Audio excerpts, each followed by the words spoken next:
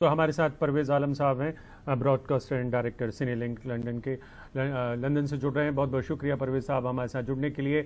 आप क्या आप एक तो ये कि अब चूंकि इस्तीफ़ा हो चुका है बोरिस जॉनसन साहब का, तो आप उसे कैसे देखते हैं, पहली बात। दूसरी बात ये कि क्या कंजर्वेटिव पार्टी के अंदर बहुत कुछ ऐसा धधक रहा था पहले से जिसको बोरिस जॉनसन सुन नहीं पाए, और अगला नेतृत्व किसके हाथ में जा सकता है यहाँ से?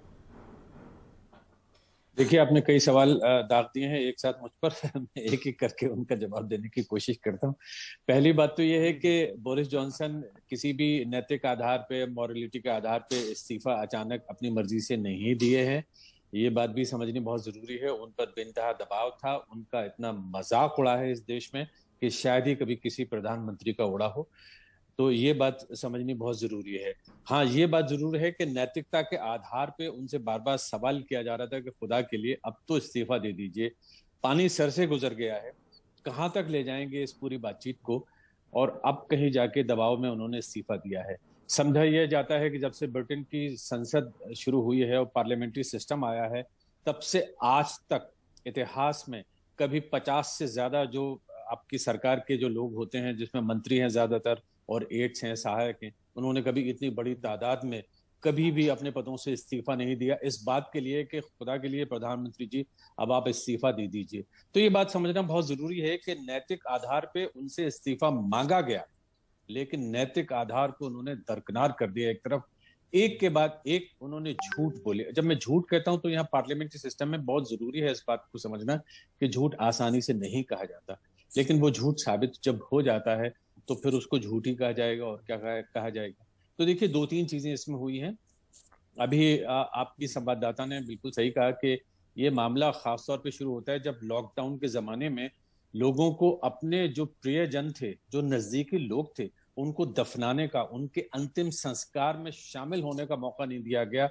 उन पे कानूनी तरह तरह की पाबंदियां थी। और उस वक्त बोरिस जॉनसन के घर और जो 10 डाउनिंग स्ट्रीट कहलाता है, जो कार्यालय भी है, वहां पे पार्टियां हुई हैं। और बाद में ये बात साबित हो गई कि हाँ, पार्टियां हुई थी। बोरिस जॉनसन बराबर ये कहते रहे कि नहीं, वो पार्टियां नहीं थी, वो ये था वो था, मैं नहीं शामिल था, मुझे पता नहीं था किसने ऑर्गेनाइज की थी। उनकी जो सहायक टीम थी, एक के बाद उनके इस्तीफे हुए, लेकिन बोरिस जॉनसन अपने पद पर कायम रहे।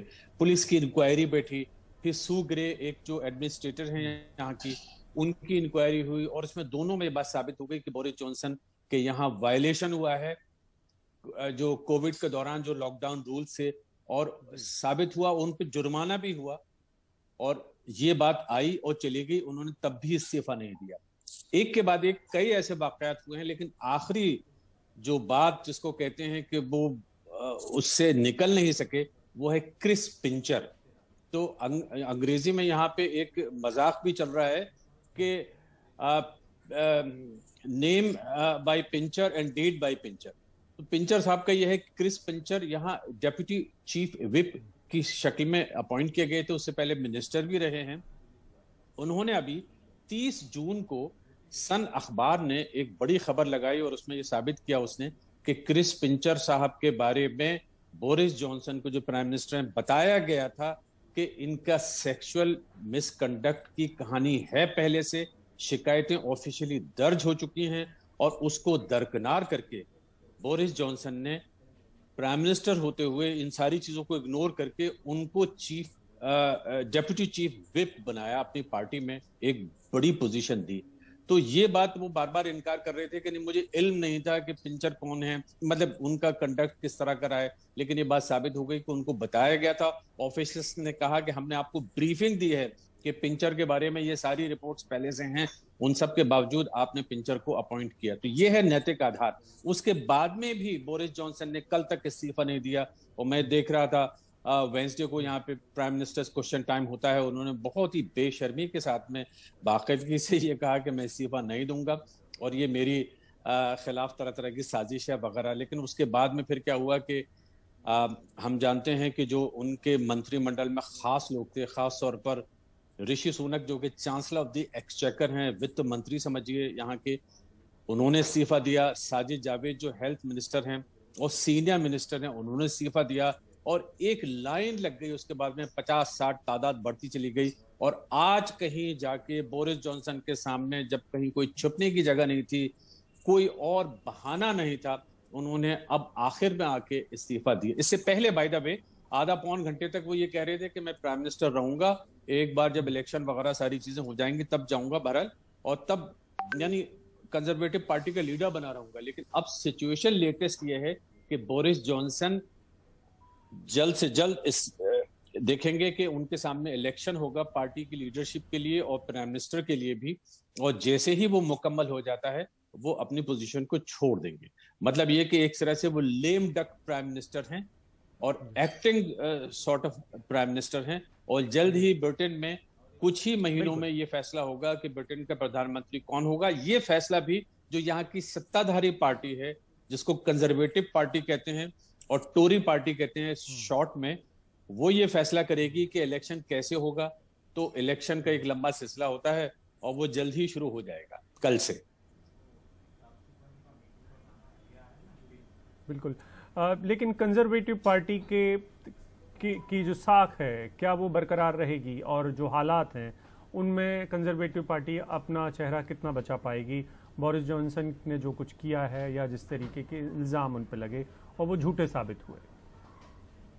कंजर्वेटिव पार्टी को बहुत नुकसान हुआ है। बिल्कुल सही कहा आपने कि नैतिकता के आधार पे लोग सवाल तो करते हैं, ठीक है आपने इस्तीफा दे दिया, बड़ी अच्छी बात है, लेकिन लोग ये जानते हैं कि भाई कितनी बेशर्मी के साथ ने अपने इस्तीफा दिया। और ये मैं बेशर्मी वगैरह के जो अल्फाज हैं ये मैं अपनी तरफ से नहीं लगा रहा हूँ। इस देश में डिबेट हो रही है एक लंबे वक्त से, पार्लियामेंट में इन अल्फाज का, शब्दों का प्रयोग किया जा रहा है।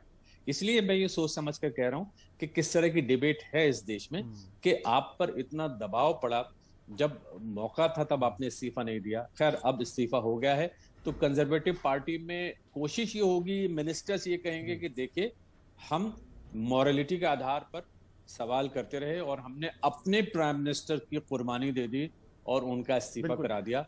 तो ऐसा नहीं है कि हमारे लिए ये जो वैल्यूज हैं ये नजदीक नहीं है, हम नैतिकता को बिल्कुल मानते हैं, राजनीति में सम्मान करते हैं, तो उनका ये तर्क है। लेकिन जो लेबर पार्टी है, जो यहाँ की मुख्य विपक्ष है और कीर स्टार्मर उसके लीडर है, वो बराबर ये कह रहे हैं कि ये कोई नैतिकता नहीं है और जल्द ही आप, बल्कि आपको तो इलेक्शन कराना चाहिए, वो तो यहाँ तक कह रहे हैं।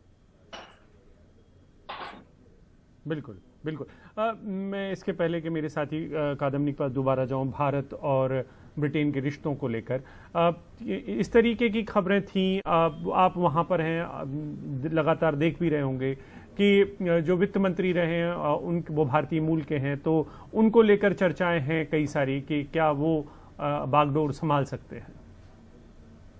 जी, ऋषि सुनक का नाम लिया। ऋषि सुनक भारतीय मूल के व्यक्ति हैं और ईस्ट अफ्रीका के रूट से उनके पेरेंट्स, माता पिता यहाँ इस देश में आए, यहाँ पले बड़े हैं और यहाँ का जो जार्गन है, फ्रेज है, वो समझते हैं, इस देश की राजनीति को समझते हैं।